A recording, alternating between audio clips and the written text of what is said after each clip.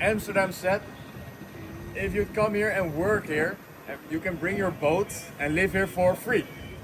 And when you say free to a Dutch person, then we're there, trust me. So back then we had about 30,000 houseboats in the canals. You could walk from the one side to the other side, it was crazy. So that's why the government said, let's give out 2,500 permits. So now we have this. People actually live in them. Yes, I get the question a lot. And on that, there's a cat boat.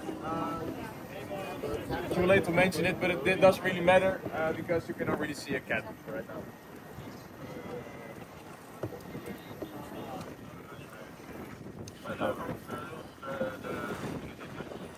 En zometeen ook de zeesurfers.